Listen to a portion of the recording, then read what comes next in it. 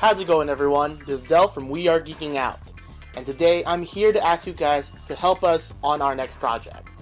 So for a while now, me and my buddy Anthony have been thinking of doing some sort of Let's Play sort of thing, and we decided that our first project is going to be a Pokemon Egglocke challenge. And if you guys don't know what an Egglocke is, it's a Nuzlocke challenge, but instead of using the Pokemon that you find in the wild, that Pokemon becomes a ticket to access an egg that has been sent by people over the internet, your friend, and whatnot. And that's where you guys come in. For this Egglocke to work, we're going to need people to send us a few eggs. You might be asking yourself, how do I go about doing that? How do I make eggs for you guys? Well, that's what I'm here to show you guys. It's really simple. And I'm going to take you through the process, starting now. So first things first, you're going to need a program called Pokegen. Pokegen is what we're going to be using to create the eggs that you'll be sending us. It's very easy to do, very easy to get. Just click the link down there in the description. I've already have it up here on my browser. It should lead you here, and it's very helpfully telling us that this is a link. Right here, so you click that. So you click the link, it should download for you in a file called Pokegen _full. It's a zip file. So let's go ahead. I'm going to go ahead and save that to my desktop. There we go. It's downloading. Perfect. So there it is, downloaded onto my desktop. Next thing to do is to open it up. It is a .zip file, so make sure you have a program that can open it up. Personally, I use 7-zip. But there are other programs like WinRAR and whatnot that can open up zip files, so let's do that.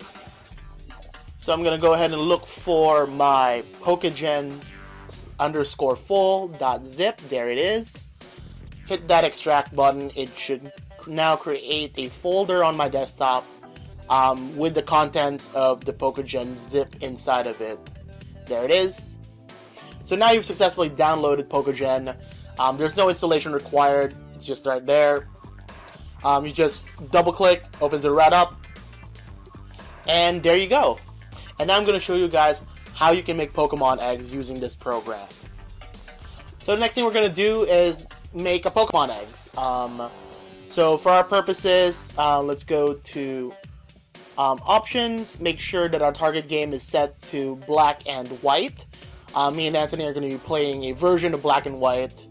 That will explain more once we get to the Let's Play, but for the purposes of our Egglocke, make Pokemon eggs for black and white, so make sure your target game is set to that. And next thing is deciding what Pokemon to make. With that, we do want to make legal eggs that can actually be made in a regular game of Pokemon through breeding and whatnot. So there are a few things to remember for that. No legendaries. You can't hatch a legendary egg. And make sure that whatever Pokemon it is you make us is in its first stage evolution. For example, do not make us a Seadra egg. Make us a Horsey egg. It'll evolve into a Seadra. So you gotta go back to whatever Pokemon you want to see. You gotta go back to its first stage evolution and make that an egg. I don't know. Let's make Anthony. Let's make him a Pichu. So, when selecting the species right here on the main tab, we can either use the arrows, scroll down to whatever Pokemon it is, or we can just type in Pichu. There we go, Pichu. So next thing is giving the Pokemon a nickname. With nicknames, this is really important in a Nuzlocke challenge or an Egglocke challenge. Helps build better bonds between a Pokemon and its trainer, supposedly. But it's also kind of how you get to see your Pokemon used in our challenge. So, given a nickname that's distinct, but bear in mind, try not to be offensive with it. If a Pokemon has a name that's, kind of offensive, we do reserve the right to give that Pokemon a different nickname. Everyone here is trying to have fun. Give the Pokemon an appropriate nickname. Doesn't mean you can't be funny, Be funny about it. So for this one, I'm gonna name this Pikachu Arnold.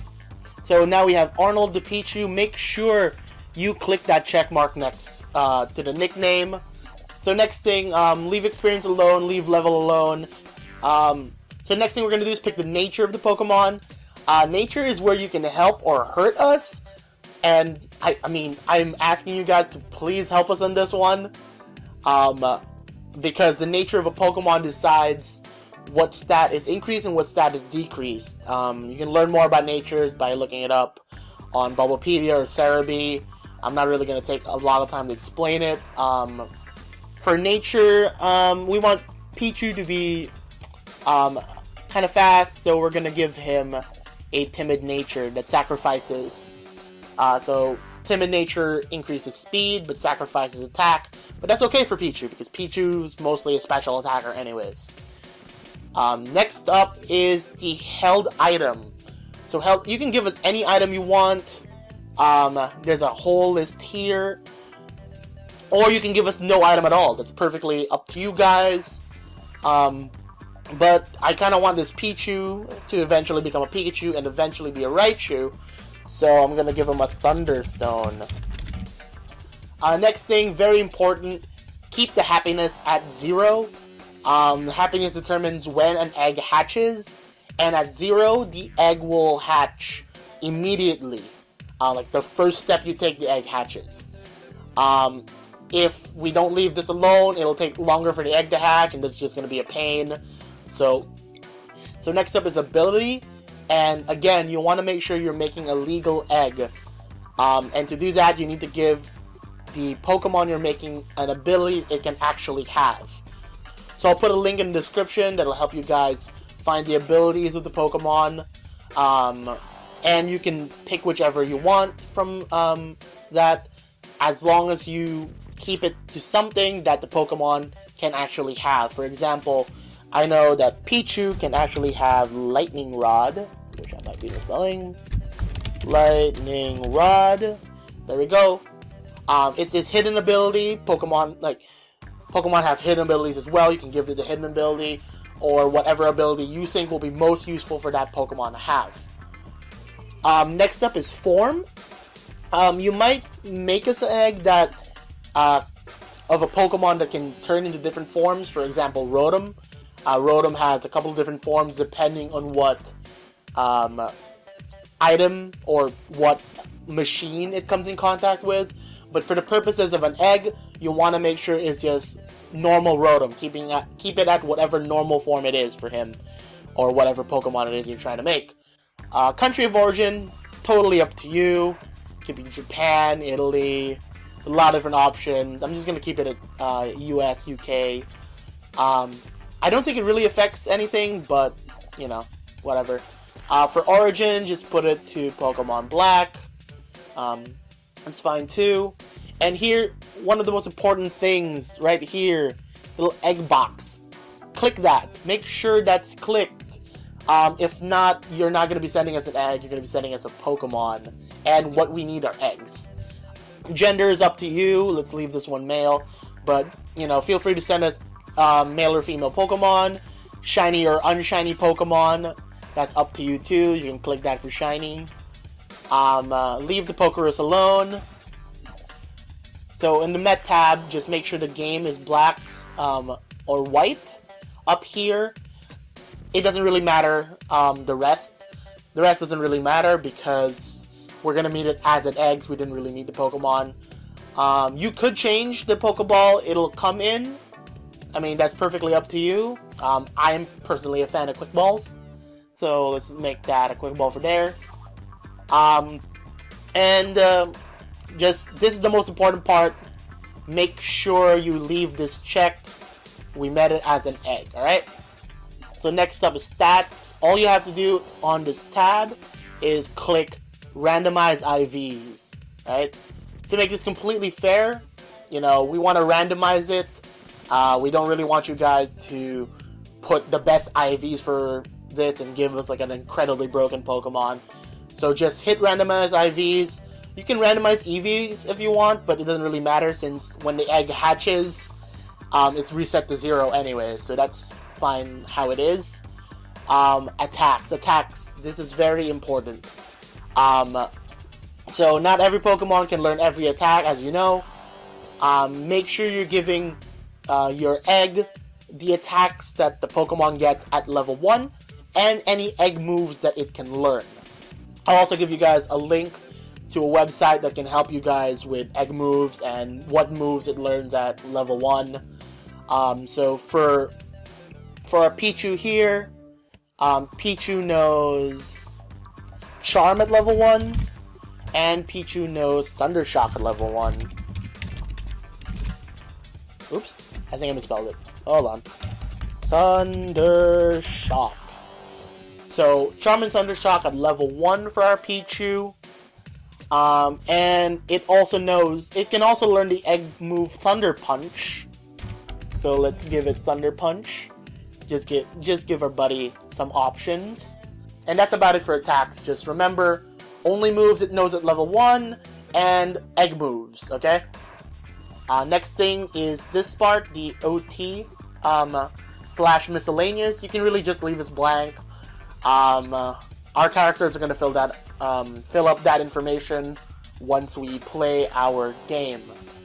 And that's pretty much it. If you want to check your egg, just right-click to any one of these boxes over here, click Set, and there it is. There's our egg. Next thing you do is go to File, click on Save Pokemon from Tabs, and give it a name.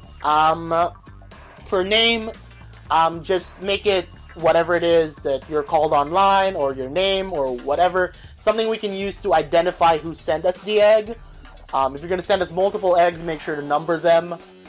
So we know to thank you guys for your help, and to give you guys a shout out when we do play. So, so here we go. Delph 1, and click on Save. There we go. We've successfully made an egg, and that's pretty much it. All that's left for you to do now is to send us an egg using whatever email client you prefer. Send it to wearegeekingout@gmail.com with the subject line for your Egglocke. So I hope you guys think this is a really cool project and you guys send us some eggs. Again, this is Delph from We Are Geeking Out. Thank you very much.